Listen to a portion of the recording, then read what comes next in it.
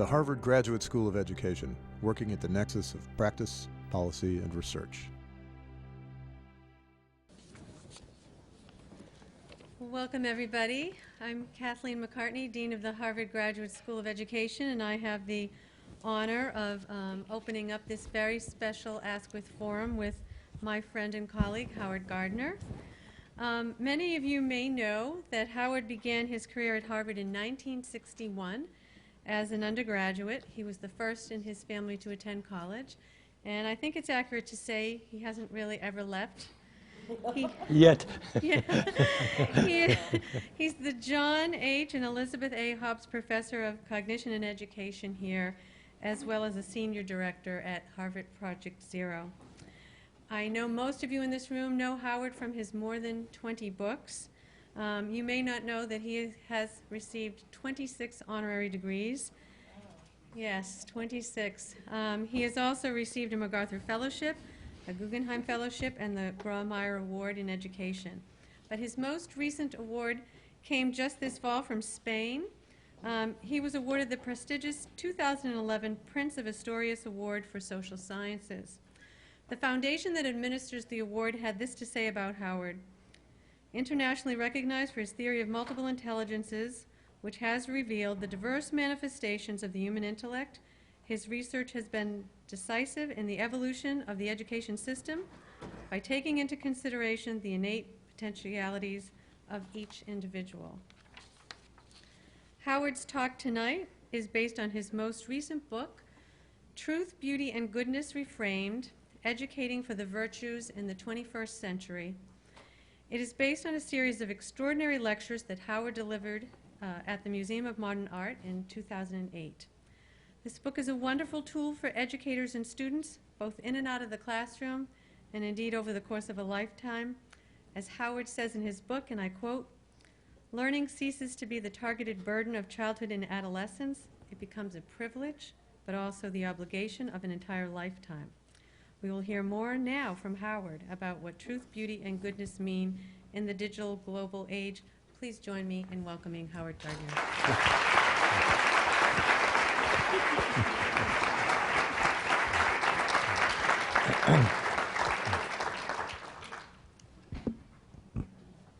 Thanks, Kathy, and thank you all for coming. I'm actually going to need some moral support tonight because about a week ago, my ENT technology broke down, and so my throat is struggling to stay alert. And then about an hour ago, the digital technology broke down, and thanks to Kirsten and to Jason, I think it's been repaired. But while I'm not usually asking for prayers, I hope you'll all be in touch with whatever spirit you think will help us for the next hour or so. With that, let me take you back to the somewhat mysterious beginnings of this literary enterprise. This past year, as Kathy already implied, was my 50th high school reunion. So with my wife, Ellen, who's in the first row, we trudged back to northeastern Pennsylvania to my secondary school called Wyoming Seminary. I always want to know how culturally literate people are. How many of you have heard of Wyoming Seminary? A few. Well, it's not in Wyoming, it's not a seminary, but that's where I went to secondary school. And I wanted to show off my grounds to Ellen, so we walked around the school. And this is a true story, like everything you're going to hear tonight. And all of a sudden, Ellen said, "Look, look!" And I looked up at a poster board. In fact, on the poster board were these three words. And even if you can't read Latin, you probably have inferred that they mean truth, beauty, and goodness. And completely unbeknownst to my conscious self, that was the motto of my secondary school. It would take at least 10 psychoanalysts, and Paul Button-Weeser's only one psychoanalyst, to tell whether, in fact, deep down, this was what it was all about. But it may well be that the origins of this book occurred when I was an adolescent, and somehow those three words came through to me. But when I actually introduced the book, I hadn't been aware of this.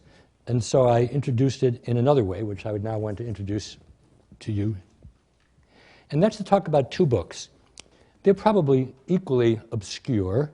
One is by Henry Adams, the American historian and literary figure, Mont Saint-Michel and Chartres. It was actually privately printed in 1904, and it's not that easy to get. And the other is a book called Reality Hunger, a manifesto by David Shields. It came out a little bit more than a year ago.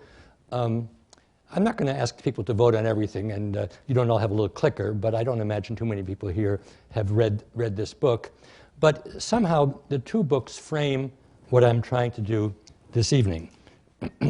So Henry Adams, as you may know, really worshipped the Middle Ages. He couldn't stand the 19th, let alone the 20th century. And one reason he worshipped the Middle Ages is because we thought everything there was unified and seamless. It was a spiritual whole. And he used the cathedral at Chartres as a model of this. And when he talks about it, Mont Saint-Michel, he says, the whole mount still kept the grand style. It expressed the unity of church and state, God and man, peace and war, life and death, good and bad. It solved the whole problem of the universe. So for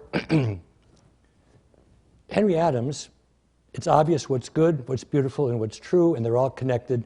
QED, end of problem. Not so for Mr. Shields, who is a literary figure of our time.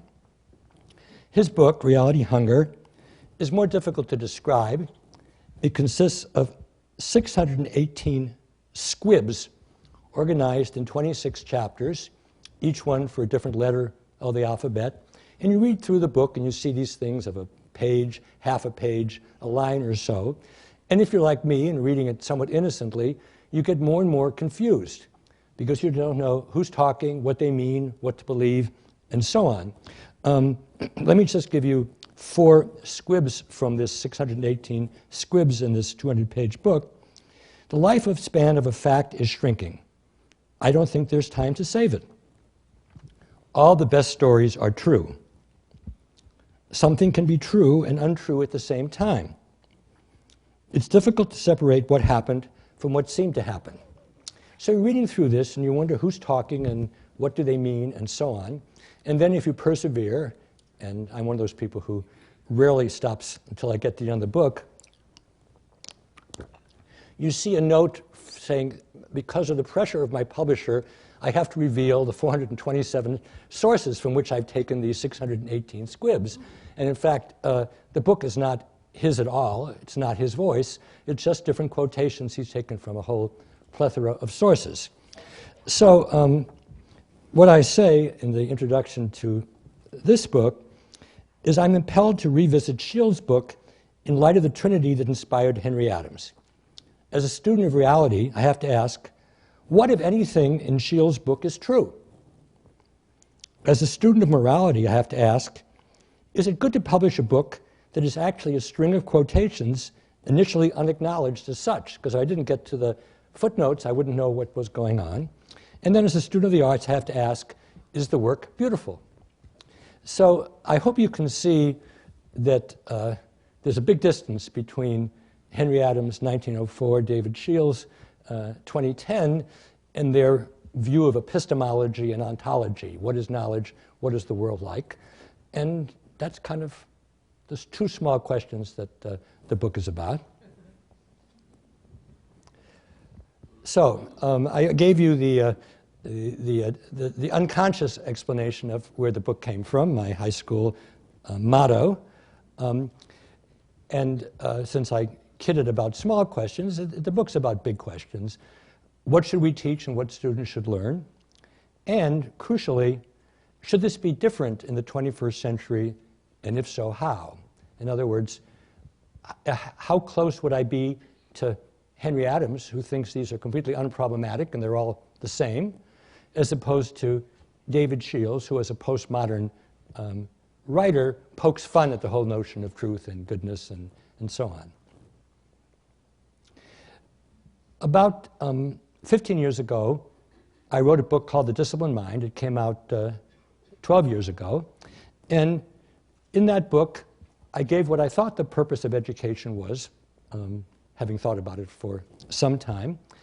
And what I argued in this book, and you'll notice I say in my naivete, is the purpose of education should be to help us decide what's true and what's false, and various scholarly disciplines help us to do that. What's beautiful and what's ugly or kitsch, how do we appreciate arts, literature, and nature? And then what's good and what's bad? What do we know is good and bad, and how do we act in moral and ethical spheres? And, I write what I believe in books, and that was an honest statement of what I thought education should be about.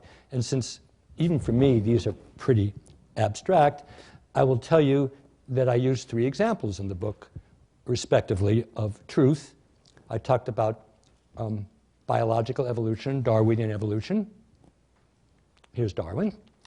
I talked about beauty, music, the music of Mozart, which I think is a good example of beauty. And then when it came to morality, good and evil, I talked about the Holocaust. And I thought, in my innocence and my naivete, that people would agree that we should study things like scientific theories to discover truth, things like acclaimed works of art, like Mozart's music, to appreciate beauty, and that we should study unambiguous examples of good and evil by studying things like the Holocaust. So that's where I was 15 years ago. But in the intervening time, I, of course, talked about this in various places and was challenged, which is good. You should be challenged with what you have to say. I talked to my kids. I watched my kids. I talked to my students. I watched my students. And the more I did those things, the more I realized that I had to revisit these questions in a less naive, less innocent frame of mind. So the 2 threats, as I'm going to call them, or challenges, are philosophical on the one hand and technological on the other. These are threats to a naive Henry Adams kind of notion of truth, beauty, and goodness. One threat known to philosophers and humanists is postmodernism, which, by the way, is not what you think. Postmodernism is a frontal attack on any easy assumption that we know what's true, beautiful, and good, and we can make judgments about those things. So if you took a postmodern or a relativistic perspective, relativism is another philosophical perspective, which basically says, who are you to judge what other people, let alone other cultures, think about things? So if you are a postmodernist or a relativist, you would say, well, if there's a story, whose story? Who decides what's true? Who decides what's good? Does that change? Beauty is a thing of the past. Those are kinds of challenges which you get from postmodernism, relativism, and other contemporary philosophical critiques. I didn't think the technological challenge was going to come just yet, but okay, oh, good. But I guess we skipped through a few, right? Yeah, so this is a fairly well-known example. You probably know that Stephen Colbert, the comedian, created the word truthiness. And basically, truthiness has nothing to do with whether there's any warrant for a claim, but simply something that's said a lot, and so people think it has a truth value. And Ron Suskind, who's a journalist, some years ago published a book where he quoted a senior member of the Bush White House. Now, that's a code for saying Karl Rove. I don't know that this is Karl Rove, but usually that's what it means. And this was said, in a serious way. That's not the way the world really works anymore. We're an empire now, said this senior member, and when we act, we create our own reality. So the notion is truth is whatever we create. It doesn't have any independent validity. So technological challenges are probably better known because the other ones are mostly what philosophers talk about. But there are virtual realities like Second Life. There are multi-user games which not just hundreds of thousands but millions of people all over the world play. There are, of course, social networks. I joke that the world is composed of two kinds of people, those who belong to Facebook and liars. But probably in this room, I would guess that somewhat over half belong, but by no means what you would have in most rooms. We won't do that poll either. And then, even before I knew that Matt Weber would be sitting in the first row tweeting like mad, this is another part of the contemporary world which didn't exist. And none of the things that I mentioned existed when I was writing The Disciplined Mind. And so the question is, in our digital world, which is on the one hand very fast changing, but it's also oddly permanent, because once you create a bit online, you never know for sure that it will disappear. Even if you are in Mitt Romney's cabinet, you won't know for sure. So in the digital world, we ask, what is truth? Can it be pinned down? When we can see, because if you go to Wikipedia, you read an entry one day, the next day it's different. So which is true, right? Nowadays, you can sample all the art from all the different cultures in the world. Moreover, you can change it. You can transform it, Photoshop it, Flickr it, and so on. And what does this do to our sense of beauty? Does it still make sense to talk about beauty? Does it even exist? And then, in work that I'll talk about more later, when you talk about the good, what does the digital world do to things which many of us thought we had sorted out? Ownership, authorship, copyright, privacy. I mean, every time you go to any kind of a business or social network online, information is collected about you. Even if you send something very privately to just one other person, you have no guarantee that it's not going to be transmitted. And there are stories about this every day in the newspaper, and they don't always have happy endings. Identity, when you can be anybody, not just a dog on the internet, but anybody. You can have as many identities as you want. You can shift them. Trust and other goods. Later, I will refer to this as the Wild West of the digital world. And then, in this fast-changing world, what does it mean to be a global cyber citizen wherever you live? So these are all the kinds of questions which kind of leapt into my face increasingly over the last 10 or 12 years and made me say I've got to revisit truth, beauty, and goodness, reframe it, so to speak, and that's the burden of this book and for the rest of the talk. So I'm going to start by giving you some rough and ready definitions. Truth is about the accuracy of statements. It's about propositions. If I make a proposition, it's either true or false or indeterminate. It could be indeterminate for many reasons. But if we want to establish truth, you're trying to figure out how accurate a proposition is. Beauty is about experiences, primarily of nature and of the arts, but you can have a beautiful meal, you can have a beautiful evening, you can have a beautiful walk, you can have a beautiful conversation. But beauty is about experiences. Good is about the quality of our relationships to other people, those near to us and those who are more remote from us, those we might only know in the cyber world. I say human beings here because a question which I don't discuss in the book, but which people like Sherry Turkle discuss, is can good apply to our relationships to digital objects, like our cell phone or like a robot or something like that. I don't discuss that, but I'm sticking to the human relations for this evening. Okay, maybe the next edition we'll take on soothing pets. So the structure of the rest of the lecture is to spend some more time with each of these concepts, and in each case I'm going to try to draw an educational moral, because most people here are either in education or are interested in education, and I am, after all, at the Graduate School of Education. So school is a place where we encounter lots of discussions of truth. And I'm going to argue that the scientific disciplines, the historical disciplines, and other liberal arts represent human inventions that have been developed over many, many years to help us determine what's true.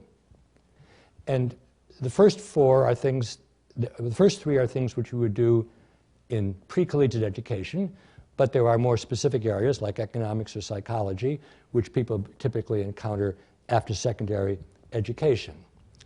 Now, let me do science and history for a minute because they're familiar to everybody. Scientists try to describe how the world is. And they try to describe the physical world, the natural world, the social world. And they do this through observations or through experiments. And they publish what it is that they find. And other people can either support what they say or give contradictory evidence. And this is familiar to everybody here. History is also a description of the world as it was, but it's totally different from science because history happened once. You can't do experiments. You can't do observations. Until very recently, you only had the written word. There's no history really before the written word.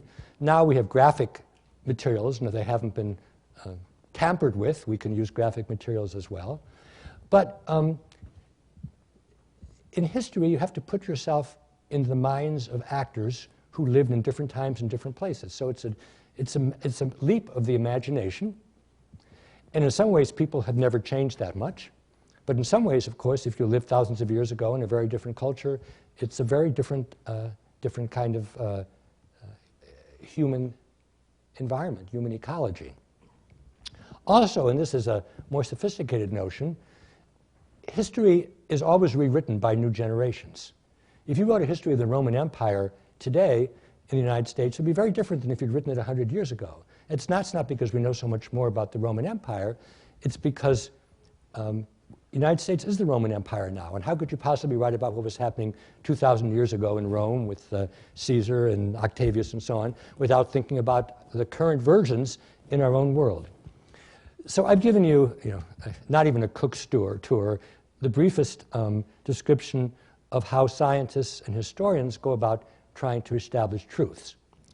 But the important point, which only gradually dawned on me as I was involved in this effort, is that what we really need to convey to students of any age is the methods that are used in each discipline, whether it's economics or psychology or sociology or archaeology or astronomy, you name your discipline.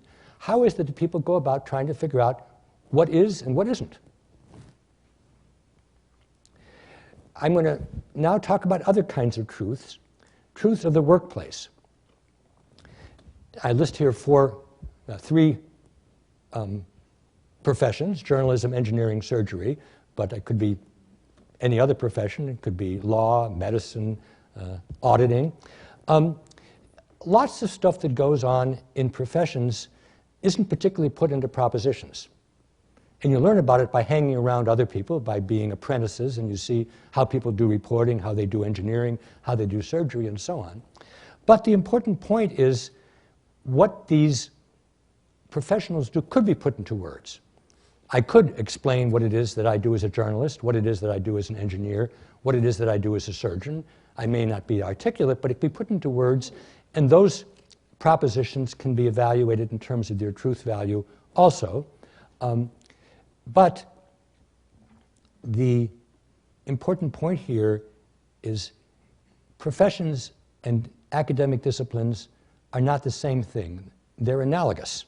One is what you do in school, so to speak. One is what you do at the workplace. But in each case, there are ways of figuring out what to do and how to do it, and what not to do and how not to do it, and what to say and how to say it, and what not to say and how to say it.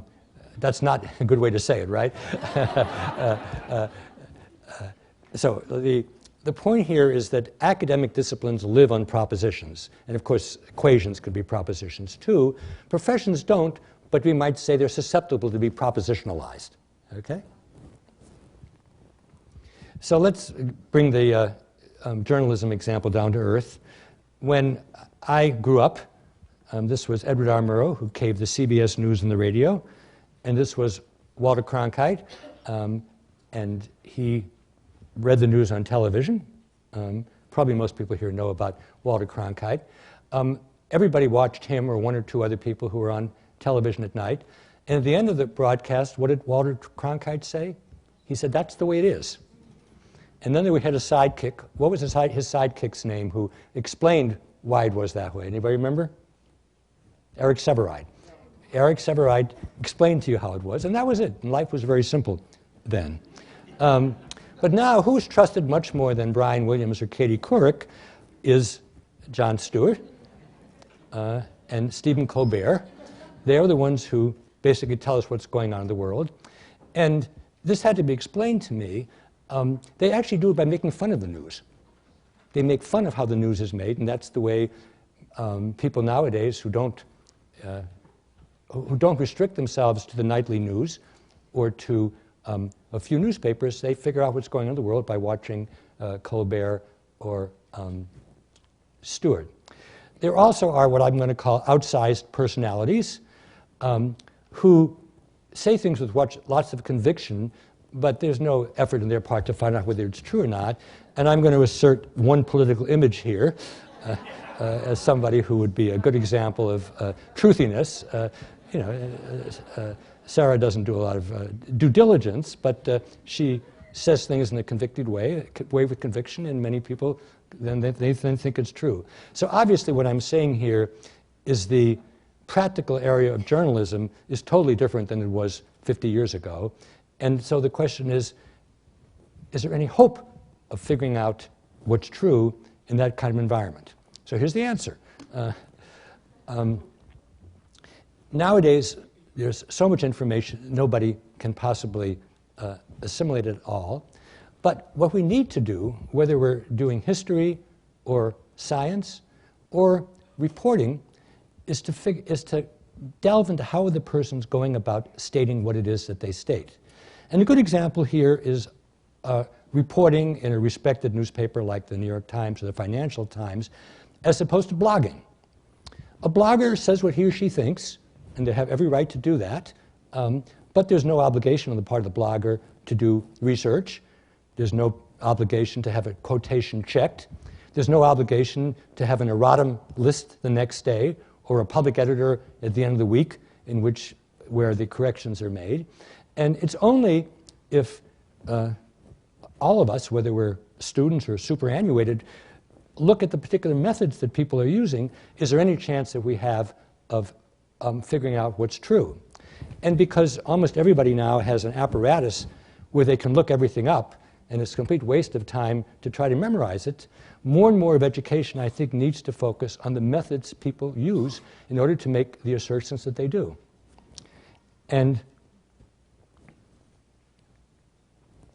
the good news, since I'm not known for being a good news person, is that the chances of figuring out what's true now are greater than any time in human history if you're willing to spend the time to do it. And that's because there were 3 networks, but you would never have known that Franklin Roosevelt had polio or that John Kennedy was sleeping around. Now there's nothing true or untrue that is not available. But you have to have the time and the energy to slog and to go through them and to probe people and see what are the methods, how reliable are their methods, can they be replicated, and so on. So that is the story of truth. On to beauty.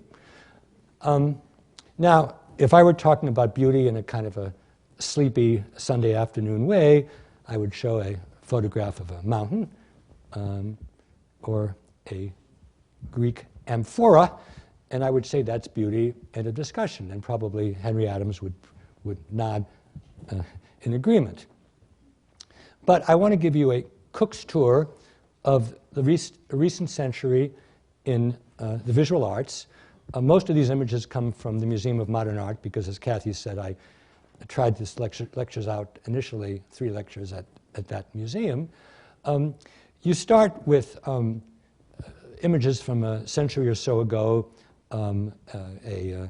either a portrait of a young child or a portrait of nature.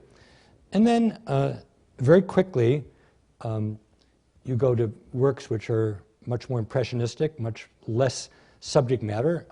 Monet's Water Lilies. I'll give you each a second to think, see if you know who they are. You can play a game with yourself. Okay, you can yell it out, Jackson Pollock. Some of them I forget, so you can help me. This is the big exhibit right now on the 6th floor of the museum, de Kooning. You all know who this is, right? Andy Warhol. Now this I'm going to stop about because I couldn't make head or tails of this. This is called The Deportment of the Host by Matthew Barney, who is one of the most highly touted artists of our time. If you could buy it, it would cost millions of dollars. I could make nothing of it at all, but my dear wife, looking at it, said she thought it was very beautiful. And then when the curator of paintings, curator of drawings, Connie Butler, said it was beautiful, I said, well, I better take a second look. And then they began to talk about the whiteness and the texture and the flow. And while it isn't number one in my list, I began to realize that at least for some people, this is beautiful. Here's something I write about in the book. This is an artist, Anselm Kiefer, tremendously acclaimed artist. I initially could hardly look at his work, but over the years, I've become more and more entranced by it. I would now go out of my way to see an Anselm Kiefer. And so this is a story of how I've really changed in my own aesthetics over the period. Now, this is what's called conceptual art. It's a rather clever piece by Joseph Kossuth. It's called Three Chairs. And if you look at it, there is a physical chair, a photograph of a chair, and a dictionary definition of a chair. And that's what conceptual art is. This is one that's appropriate for a school of education. This is, I will not make any more boring art. I have to remind myself who did this. I think it's Baldessari. Jay, do you remember? No. Anyway, you get the point here. I will not make any boring art being written up like a punishment for a student in school. So I hope this problematizes the question of what's beautiful and why. I'm going to do this very quickly because since part of my interest here is in digital, here's some examples of digital art taken from an exhibit of the same period at the museum. This, for example, is simply a map of a country with the sites where the internet is used the most. And it's quite attractive. This is digital furniture. Somebody goes like this in the air, and then sure enough, a furniture is created. So this is sort of thing which you now encounter in museums, which at least are supposed to be showing us works that are beautiful.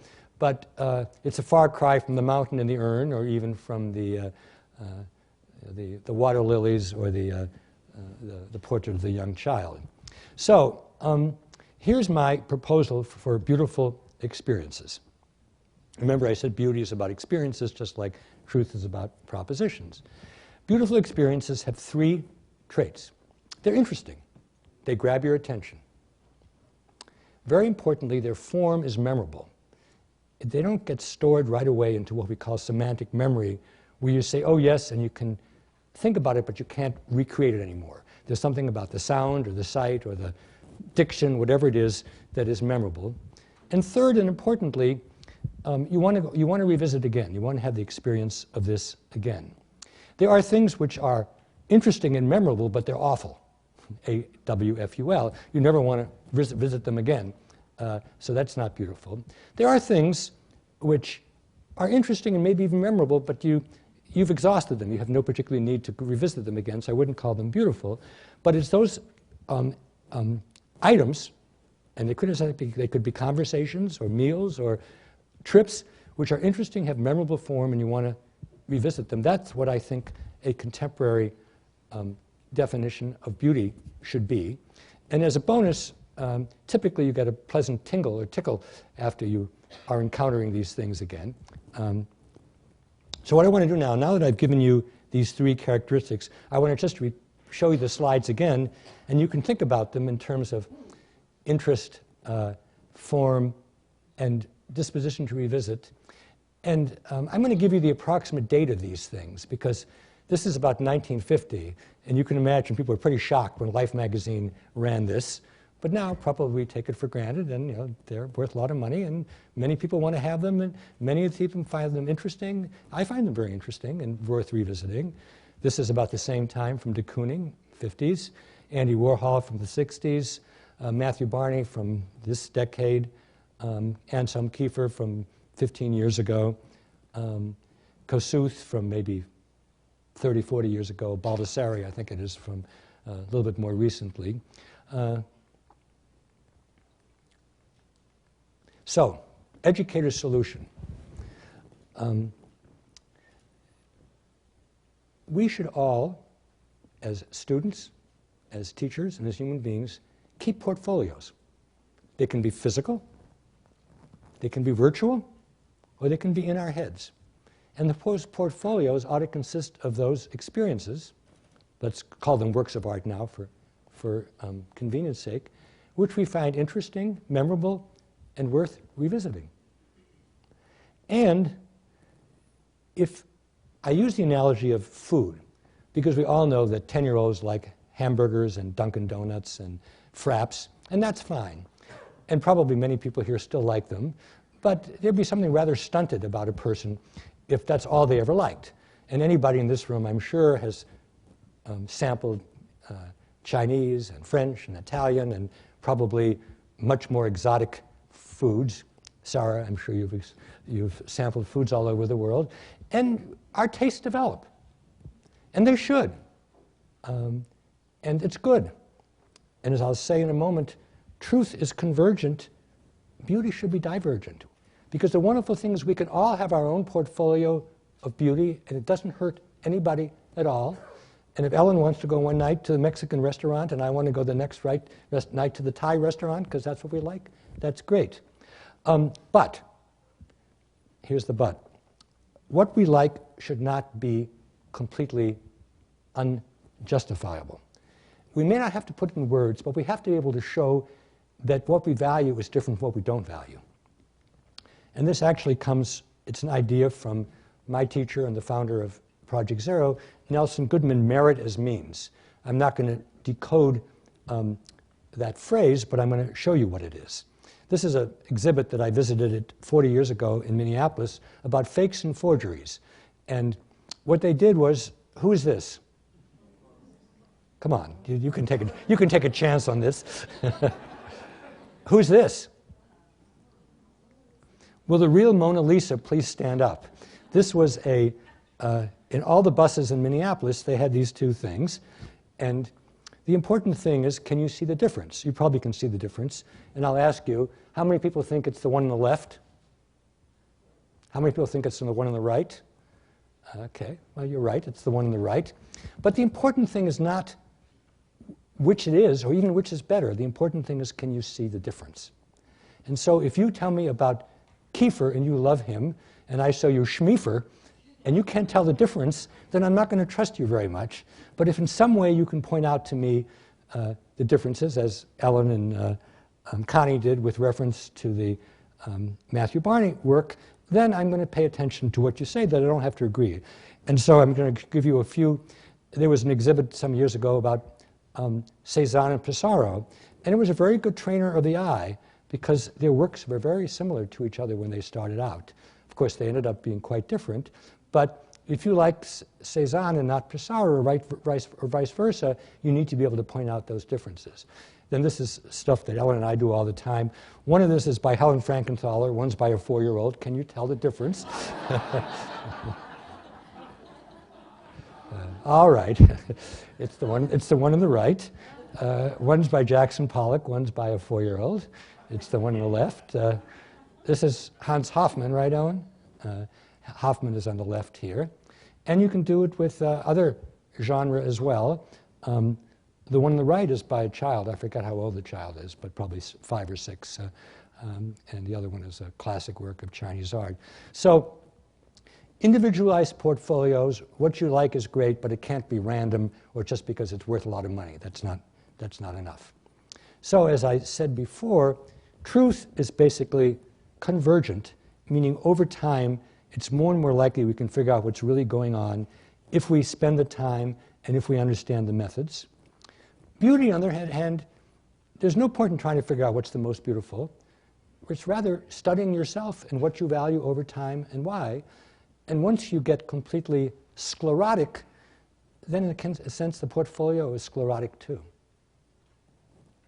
I'm looking at Paul Button-Weiser, the impresario of all art in Boston. And one way you do it is by you keep going to these things and you keep listening and you keep watching. And then your portfolio does change. Right, Paul? Thank you, Paul. On to the good. So I'm going to talk about 3 flavors of goodness: good person, good worker, and a good citizen.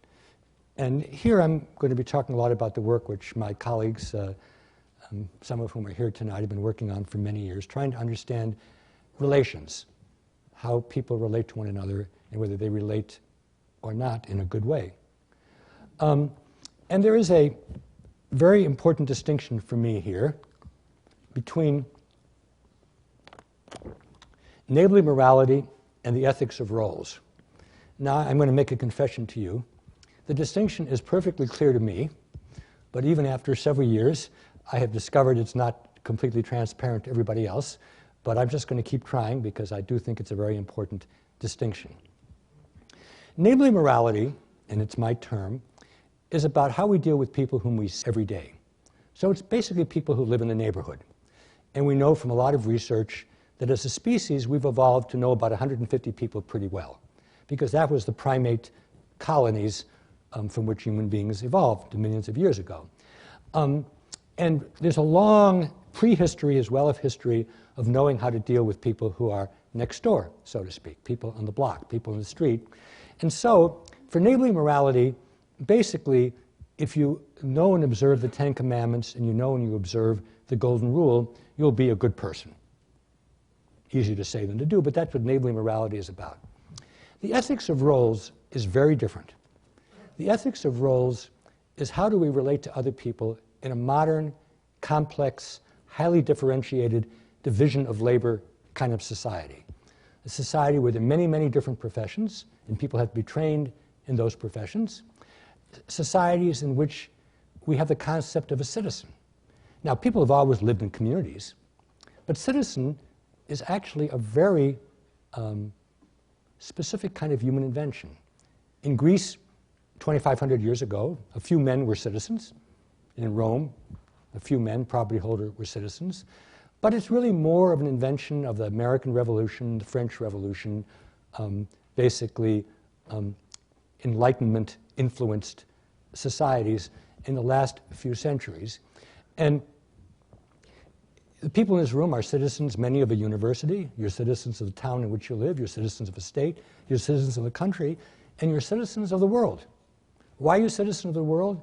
Because not only can you be in contact with everybody else in the world, but if you decide to drive a car, which uses up a huge amounts of fuel and puts a lot of CO2 into the environment, you are affecting the rest of the world.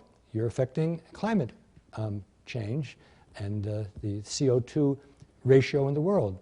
If you're sick, hopefully sicker than I am, with a contagious disease and you go in an airplane and you fly to another part of the world, you're being a bad citizen because you're basically transporting your communicable disease to Asia or Africa or Latin America. These are the concept of the ethic of a worker or a citizen is a new concept, and the important point here is the Bible and the 10 Commandments are not going to tell you what to do as a journalist or as an auditor or as a citizen voting in a plebiscite in California or in Egypt or wherever. So that's the contrast, and I hope it will become at least not more obscure in the next 10 minutes. We won't take a vote, but we'll just forge ahead. So the work that I'm going to describe comes out of work which was done initially over a decade ago with Bill Damon and Mike Csikszentmihalyi, and now with Carrie James and Katie Davis and Lynn Berenson and Wendy Fishman and several other people here, trying to understand the nature of good work and then good citizenship. Good work we describe as work which has 3 traits, 3 characteristics, all of which conveniently begin with the letter E. Good work is technically excellent, it's personally engaging, and it's carried out in an ethical manner. So you see we have three strands. They each begin with the letter E. So of course we call this ENA rather than DNA, because you can't be a good worker unless you know what you're doing, care, and try to do it in an ethical way. So if you want to be a good worker as a teacher, you need to know your stuff, you need to care, not just wait till Friday or wait till you retire, and when ethical issues arise, and if they aren't arising, you're not being very thoughtful, they arise all the time, then those three things occur. Can you be a good worker? Since I made that statement about education, let's say you're a very good history teacher by your own and other people's lights, and you really like what you're doing, and an edict comes out in your state that you can't teach this, you must teach that, and everything has to be prepared for a certain kind of test made up by a bunch of nudniks on the state school board. Apologies, we don't have any nudniks in Massachusetts. What do? That's an ethical dilemma. You can't look it up in Leviticus, right? Or use a more simple example. You've got 30 students in the class. 2 of them have tremendous problems. They've got cognitive problems and they've got emotional problems at home. What do? You can't look it up. How much time you spend with those 2 kids and how much time you spend with the other 28. These are the ethical dilemmas which come up every day in teaching and in any other profession. And indeed, as we think about the world today, there are fewer and fewer professions, fewer and fewer jobs where ethical dilemmas don't come up. If you were Charlie Chaplin's Modern Times guy just screwing the bolts on, there probably weren't a lot of ethical dilemmas. Those jobs don't exist anymore. Ethical dilemmas come up even in jobs which are much less prestigious than ones where you have to go and get an advanced degree. Now, we've been studying good work for a long time before we realized that the 3 E's also characterize citizenship. What is a good citizen? Good citizen knows the rules, the regulations, the laws. They live in this country and know something about the Constitution. They care. I mean, you could get 100 on the exam and never vote and never talk to people about what's happening and never volunteer to do anything. And here this is probably going to be a little bit more controversial, the good citizen doesn't ask what's good for me. She asks what's good for the polity. What's good for Harvard, what's good for Cambridge, what's good for Boston, what's good for Massachusetts, what's good for the United States, what's good for the world. And it isn't always what's good for numero uno. Sometimes it may be, but often it's not. So the 3 E's of good work apply equally to good citizenship. So just to return to these 3 words for a moment, it's important to be a good person, a good person in your family, a good person to the people who live near you, who you see every day, and that's pretty much taken care of by neighborly morality, the 10 Commandments, the Golden Rule, and whatever their equivalent are in other societies. But once you look at work across different professions and citizen and different polities, then this ethical notion of what are my responsibilities, what's the right thing to do, requires a lot of contemporary grappling. You can't just look it up. Now, I thought that I had good work and good citizenship all worked out, and then along comes cyberspace, the digital world. And so with Carrie James and many others, we've been studying good play because, as I said earlier, the cyber world is really a new Wild West. You all know that 150 years ago, when the West opened up, there were no laws there were no rules, and so people were vigilantes, and they did what they thought was right, or they did what they could get away with, and then eventually, even Texas and California calmed down to some extent, but it was a Wild West. Well, anything that we thought we had taken for granted, who you are, your sense of identity, privacy, what you have a right to keep private, ownership, authorship, copyright, what stuff can you put your name on and have some confidence you'll get credit for it, whether it's a song or a painting or a literary work. How do you trust people? Why should people trust you?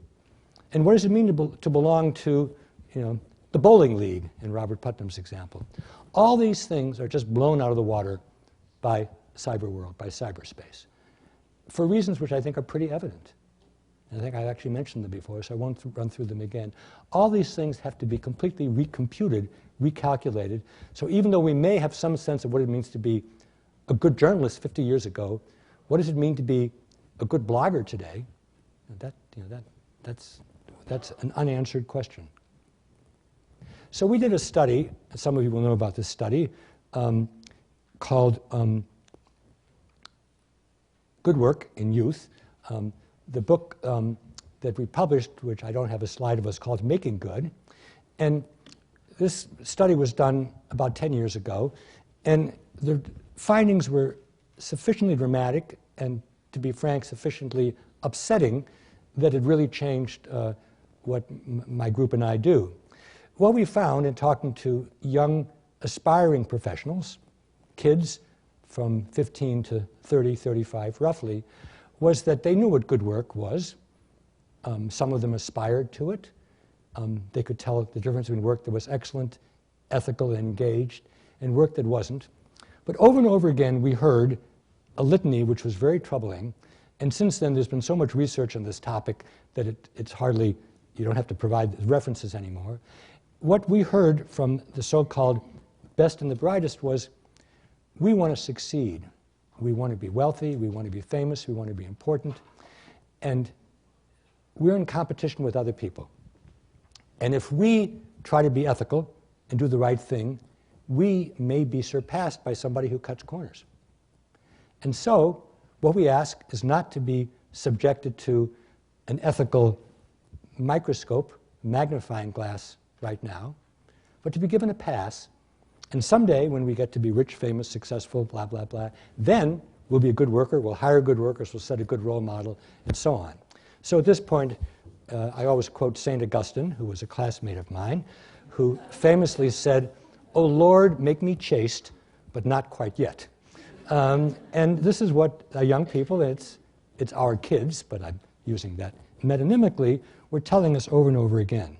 So what I've been doing with colleagues, first locally, but I'm happy to say it's now happening in many places in this country and elsewhere, is trying to help young people develop ethical muscles, help them to understand the ethical issues of work and of citizenship which will arise, and helping them to think about them in a more rounded way than they might before.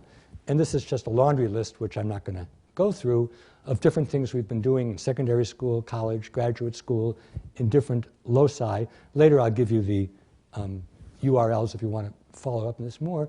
And I guess if you ask me, have we reformed the ethical muscles of young people? Obviously we don't know, but at the very least we don't think this is bad, and we're hoping that it's useful to some people, to some young people. Let me again give you a concrete example. I'm going to give you another one in a couple of minutes, but this is a good one. All of our good work toolkit involves true stories which we've heard from young people. And so, we don't make these up. This is the story of Debbie, who was a high school journalist at a school, an independent school, and there was a rape on campus. And as a good reporter and editor, Debbie decided to cover the rape. And also her grandfather was a reporter for the New York Times, an investigative reporter, and so she had kind of journalism in her blood. So she announces her intention, and the head of the school calls her in and says, "Debbie, you're great, I love you, etc. You can't write about this, because next week we're recruiting in the school, and if you report a rape on campus, we're not going to get any students." And she said, "Yes, but maybe he's going to rape somebody else. I don't want to hear about it." So she's in a dilemma. She's a young fledgling journalist. She believes it's important to report this, but her headmaster says no. She then goes home, tells her mother. Her mother hugs her and says, "I'm so proud of you, Debbie. It's wonderful. Your grandfather," I think it was her father, "would be very proud of you. But your brother Teddy wants to go to school next year. And if you write this, he may not get in." So these are the kinds of dilemmas which we got from our own research, which we have kids study and teachers too, and they find it fascinating because this is real life. This is not something that, that we made up. So this is a kind of work that we're doing in the schools and other institutions. And so I thought I'd give you a contemporary conundrum which we might use and take a vote on it. And here's the ethical conundrum. is WikiLeaks good or bad? And you have 3 votes. I mean, you have 3 choices. Is it good to be able to publish all the secrets of diplomats, which they've written in private communications? Is it bad to do this? Or you just don't know? I won't ask you to vote then, if you think it's bad, what punishment should be given, but I just want to, how many people think that WikiLeaks is a good thing? How many people think it's a bad thing? Somewhat more. Usually I count it was 23% and 47%, and 33 of you are ambivalent on it. But again, you can't look up the answer in this question. It's an ethical dilemma. And let's say you think it's a bad thing. I happen to think it's a pretty bad thing, but I don't think that anybody should be punished for it. So that's a fork kind of questions. But it's these kind of questions which we do to get people to think about ethical dilemmas when they're still developing the muscles and not facing it the first time when the stakes are much more real. So, time for an educator solution and time to conclude. This is an idea which I came up with a while ago, and I'm actually trying to get it started, even here in our own university, and that is to create a commons. Commons, you all know that there's a commons is a grazing area where people bring their cows, and it's a good thing to have a commons. But if your cow gobbles everything up, then nobody's going to have it next year. And so a commons only works if everybody kind of keeps the grazing to a reasonable period. You all know about this tragedy of the commons when everybody goes for themselves, there's no commons left. So I think one way to deal with ethical issues at work and as citizenship, within a profession, within a community, is for people to write about the ethical dilemmas that they've confronted and how they've tried to deal with them, and not point fingers at others, but rather talk about what they've faced, how they've dealt with it, and try to get input from others. And there's actually only one person in this room, that's my assistant Jade, who knows the commons contribution which I came up with yesterday, not even my wife, but the dean will get a kick out of this. It is, what does it mean to be full-time at Harvard? Especially in a cyber age, because many of my students are here tonight, and you know, whether I'm responding sitting in my office or I'm in Europe, doesn't matter. And there's no easy answer to that. So this is an example of a commons.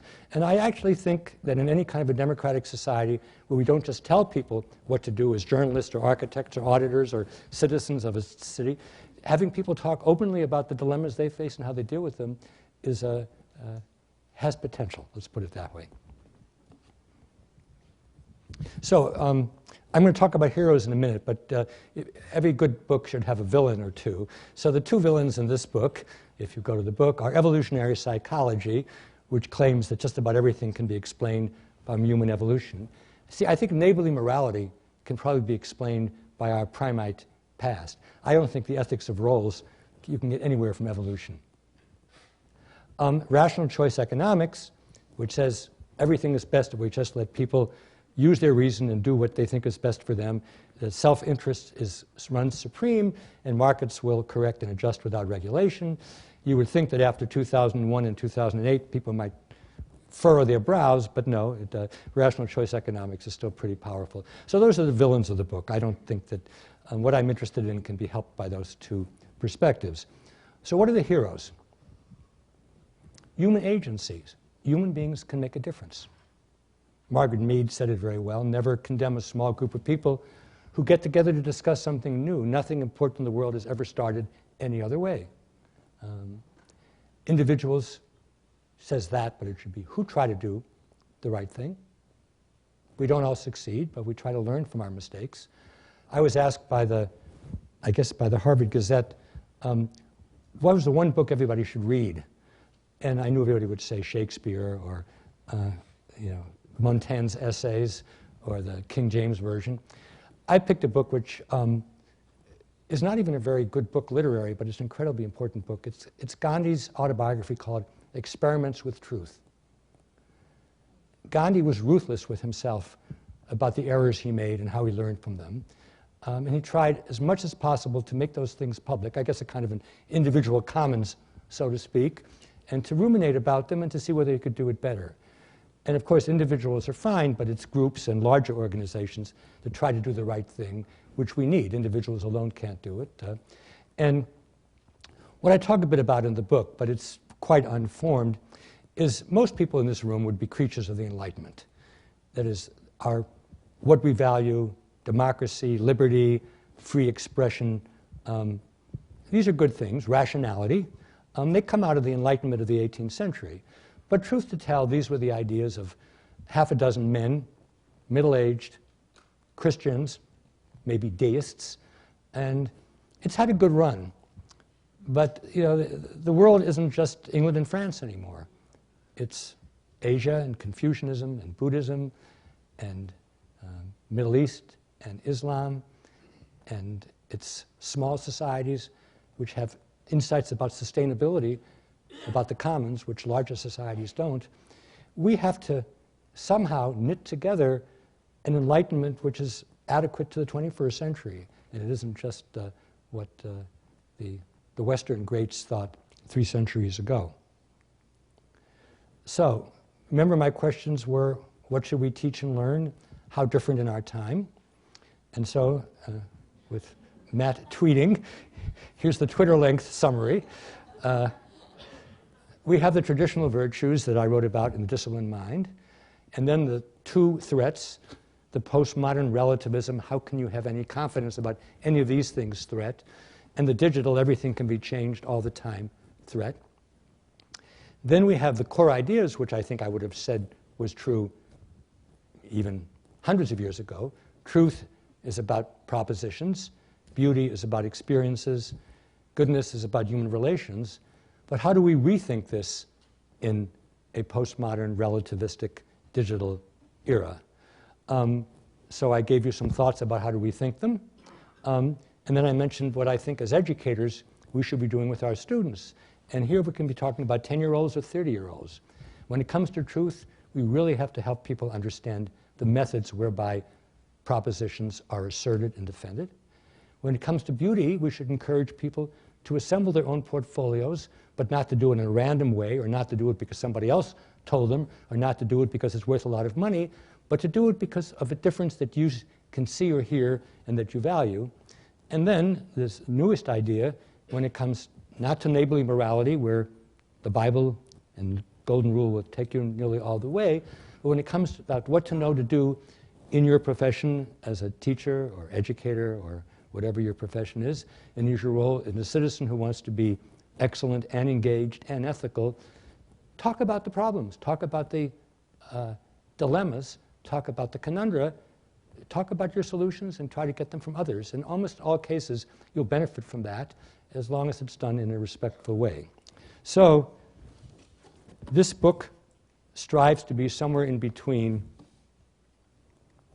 Henry Adams, who knew all the answers, but he knew them a priori, and David Shields, whom I don't know, and the book is interesting to look at, but who thinks these are a fool's errand, and we should just get with the program.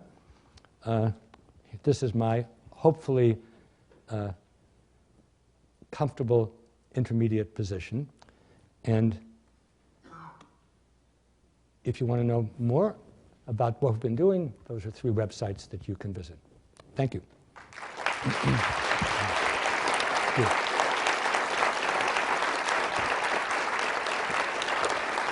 Thank you.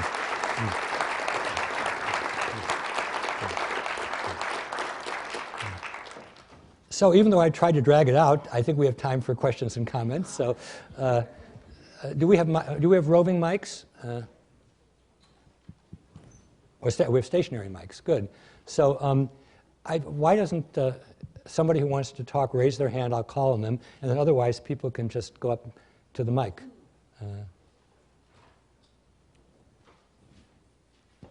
Okay, there, the gentleman with the glasses. Yeah.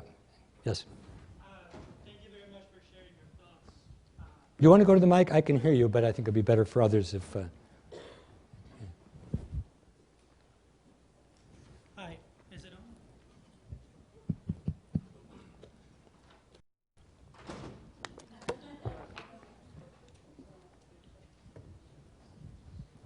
please. Yeah. Is it good now? I don't know. Okay, well, thank you very much for sharing your thoughts with us. I was wondering, and perhaps I don't fully understand the distinction between the ethics of role and neighborly morality, but what happens when those two intersect, and when they intersect? And what happens when different roles intersect? I feel like each of us have different identities that exist at the same time, and you can't always choose which one you're going to be taking. And so when there is that intersection, what guidance do we have, and what should we do? Okay, great question. I have a very quick answer is you go to the Commons and you confess your ambivalence. And actually not being entirely facetious there, those are exactly the kinds of things that one should state the way you did, give a concrete example, talk about how you handle it, and see if people come up with other ways of handling it. But let me give you, let me try to speak more specifically to your question. We talk in the Good Work Project about the hat problem. And the hat problem is when you have more than one role. So let's say you are both a, let's say you're both a lawyer and a doctor. And law, your obligation is to justice, and doctor is your obligation to helping the patient. I'm speaking very simple, in very simplified form. You have to decide which role you're using, and you have to be public about which role it is that you're using. Sometimes you may be able to come up with a solution in which you can satisfy both roles equally, but sometimes you can't. And that's why I think when you try to take on more than one role, you are you're doing something very, very ambitious. Journalism is a good example because even though it's hard for anybody nowadays to believe this, 50 years ago many American journalists did not vote. And they felt that their role as a journalist was so important that it trumped their role as a citizen or role as a person. In another one of my books, I talk about people like Mike Wallace or Daniel Shore who covered things which they had tremendously strong personal feelings about, but they felt an obligation to be disinterested because of the nature of their role. So what am I saying in answer to your question? Number one, you need to be conscious of the different roles that you have. You need to try to understand what it's appropriate to do with each of those roles. If you can come up with a solution which, so to speak, the Venn diagram works, then you're in good luck. But there may be cases where you say, well, I've got to put my journalist role aside because I'm dealing here with somebody in my family, and so I can't cover it. In fact, for an article I'm writing, I'm going to try to interview Ethan Bronner, because Ethan Bronner has been covering the Middle East for decades for the New York Times, and it turns out his son is in the Israeli army. So that's a terrific example of neighborly morality conflicting with an ethics of roles. Because as a reporter, obviously, he's supposed to give it straight, and NPR will tell you they know they're covering the Middle East straight when they get the same amount of complaints from Israelis and Palestinians.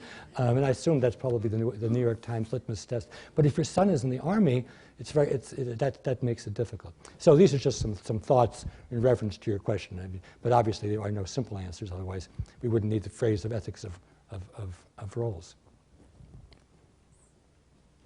Have the mic, I suppose. So Please, yeah.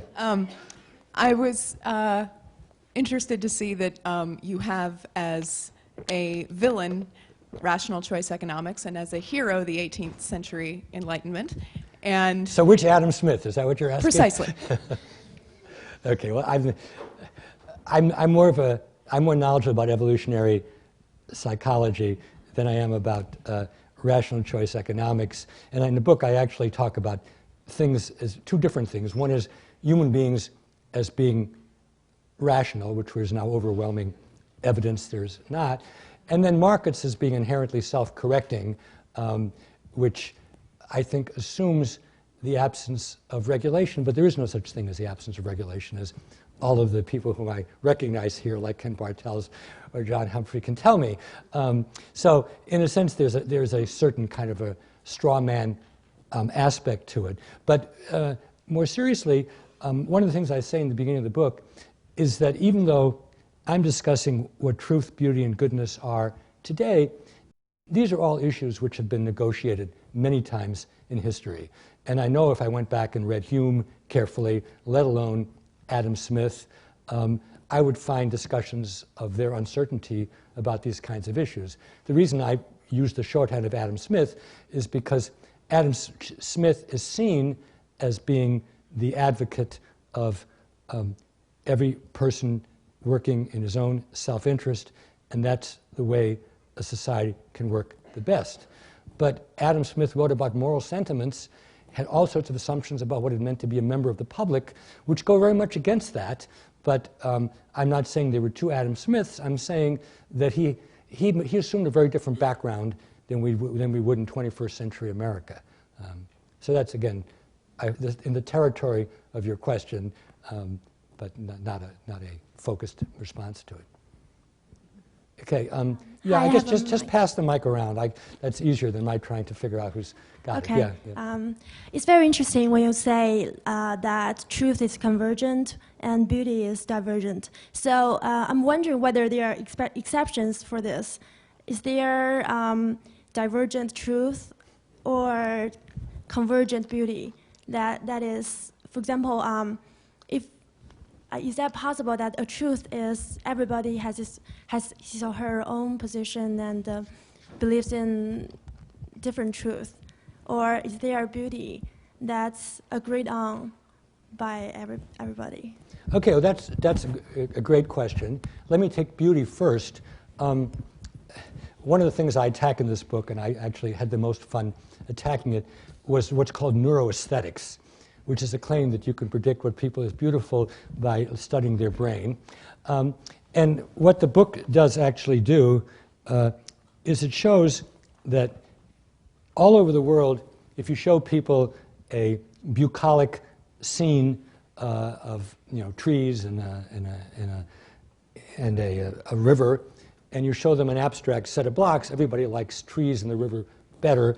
And so people say, therefore, there's convergence about beauty. And I say, no, therefore, there's convergence about kitsch. Kitsch is what you see in motel rooms hanging up.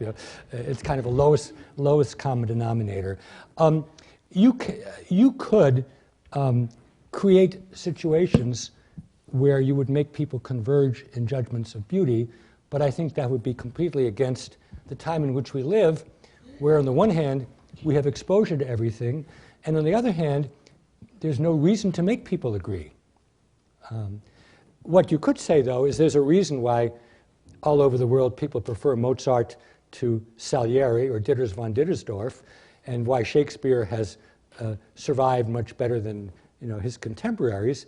And I'd be willing to say that there are certain art objects which have a transcendent appeal, but I would never want to restrict it to that.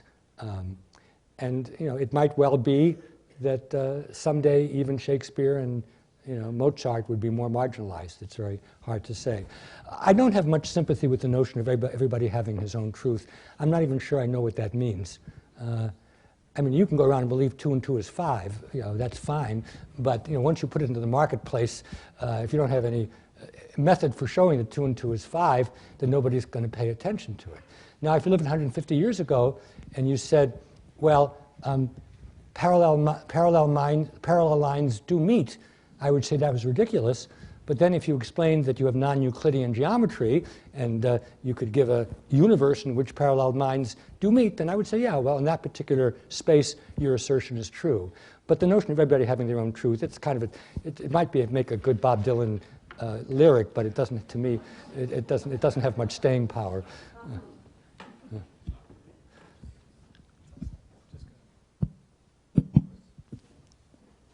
Again, I see a hand, but I haven't figured out the logistics yet. My question is on art that is considered as obscene by a certain bunch of people. So in that case, it falls between beauty and goodness that you talked. So what's your take on it? Should the society allow artists to paint whatever they want, or should there be any restrictions on paintings or works of art? All right, that's a nice, easy question, right? Certainly, I don't believe in any kind of enforced censorship, but I do believe in two other things. number one, if something is likely to be offensive, I think people should be told in advance. You know, if you don't want to see Robert Mapplethorpe's work, you know, you shouldn't be forced to see it. You know, you should be told that you may find this offensive. Also, and here I go into territory which I'm much less confident about, and which I didn't write about in this book, but I did write about in other writings, is I think we live at a time where there should be some forms of self-censorship. And the example I use is an example where I changed my own mind. In 2005, as you may remember, there were some sacrilegious cartoons published in the Danish press. If you'd asked me at the time, what did I think? I would say, fine, free press, you know, you can do what you want. I changed my mind about that because, and this actually is relevant to the book in a certain sense, I said that you can't just publish a neighborly publication in Denmark anymore. Immediately it's going to be circulated all around the world, and then it enters cyberspace. It's not just for your 5 friends. And it ended up causing damage, injuries, and even deaths. And it seemed to me that was too big a price to pay for painting some kind of cartoons. They weren't obscene, they were sacrilegious. But what I then went on to say is, if you object to what's going on in any society, and this happened to be Islamic, you should say it in plain language. So if you object to something in Islam, you shouldn't say, or make a drawing which says that, you know, the Imam or Muhammad is blah, blah, blah. You should actually give the best explanation that you can of why you object to something, and then have it be argued in the realm of truth rather than the realm of satire. And this is not something that I would have said 100 years ago, because I think things were much more contained. But now they aren't, and so I favor that kind of self-censorship. But I would never punish the Danish cartoonist any more than I would punish Julian Assange for the WikiLeaks. A question from Matt or from, now this is a truth for you. Is this from you or is this from Twitter? From Twitter, okay.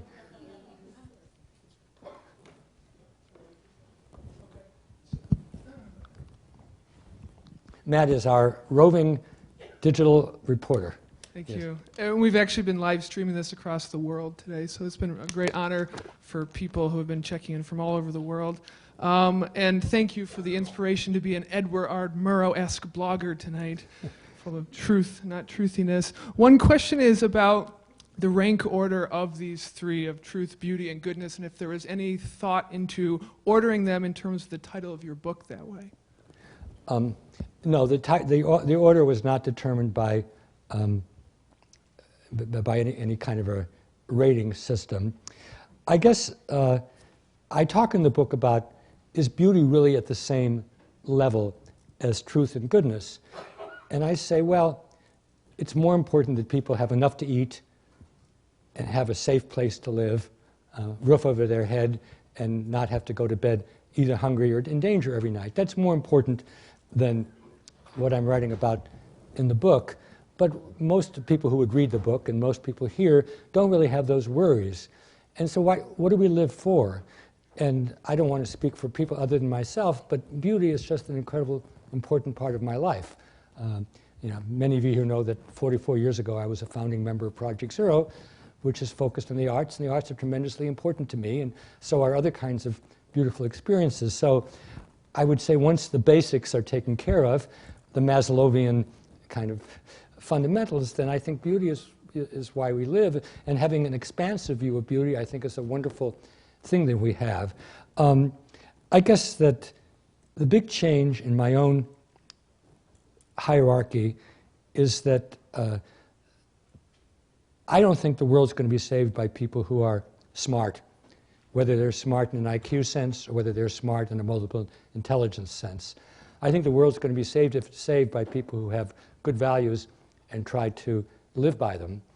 And that's why I kind of put a lot of my other work aside and focus on good work and good citizenship. So I guess that's to use one of the few Latin phrases I still have left, primum inter pares. They're all peers, but good's the most important. But what do we do in the university? Certainly we try to pay attention to all of them. Thank you.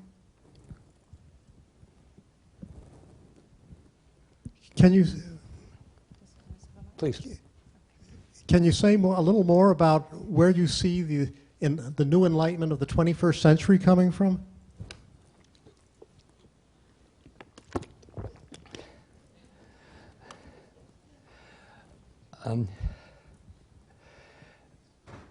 The day I had some colleagues from Sweden, and I found some of you are here tonight. Okay, hey, from Stockholm.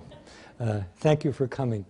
And last night I was reading a book, and I said to them I made no connection to the fact that I was seeing them today. It's a book called The Servant of Peace, and it's the speeches of Dag Hammarskjöld. Now, only old-timers would know who he was. He was the second head of the United Nations. He was a very wise man. He had a very, very difficult job because there were problems all over the world. And the reason I'm reading him is because I'm doing work, and people in the first row know about this, about the notion of being disinterested. Disinterested is a word that is not very well known in the United States, and people think it means uninterested. But what it really means is not having a vested interest that you push in front of everything else. And we all have interests and we all have biases. But I think that what we need to have professions and citizenship and organizations that I admire are a willingness to be as disinterested as we possibly can. And there are some wonderful lines in Hammarskjöld's writings about how he has to try to fulfill the values of the United Nations, which are the Declaration of Human Rights and things which were worked out after the Second World War, in a way which is sensitive to all the interests of different nations, but doesn't tilt too much in one way. And as people know me well, and as I quipped before, I am by nature a pessimist. And so if you ask me what are all the examples around the world of disinterestedness or of the new enlightenment, they wouldn't jump up in my mind. But what I will say is this. We've been doing the Good Work Project for 15 years, and it's hardly a household word, but just in the last year or two, I've been surprised in how many organizations all over the world are trying to do similar kinds of things, and we've begun to make contact with them. And you know, it's just possible that there might be a tipping point at some point. All the individuals who I admire of the Hammarskjöld sort are people who say, you know, I'm going to be happy if 50 or 100 years after I'm dead, some of this stuff comes to being. And I'm not vain enough to think that I'm one of those people, but I think one has to take a long view, and in the meantime, do what you can to keep the world from exploding. And you know, we've had some success in that. When I went to high school, I never thought there would be no nuclear weapons fired in the next 50 years. And if Steve Pinker is right, maybe people are less violent now than they were in the past. So we look for the positive signs. But to forge a new enlightenment means we have to really have people from very different universes willing to talk to one another, respect one another, not sure they're right. And there have been times in history where that's been on the front burner. It's very hard now. I've said this in a number of venues. We have such a clashing society in America now that I look forward to Friday night at 5 o'clock when I'm driving home, and on NPR you have David Brooks and E.J. Dionne talking to one another. One is on the left, one is on the right. They're not extremists, but they have a civil conversation, and occasionally one will say, you know, you've convinced me of this, or you've got a point. And then if you're demon for punishment, you turn on the radio, turn on the TV, and there's David Brooks again with Mark Shields, and he's coming here when on January 18th, so he's ubiquitous. But we need models like that, and it's too bad that they're outscreamed by so many media now in this country and elsewhere. On the other hand, who would have predicted the Arab Spring? And when I listen to the BBC today, it sounds like Syria may be coming to the end of a terrible period. We don't know what's going to come next, but there are hopeful signs too. Speaking of hopeful signs, why don't we call this to a formal conclusion? I'm happy to stay here for a few minutes and sign books if there are any and answer questions, but I want to have a pleasure. Thank you.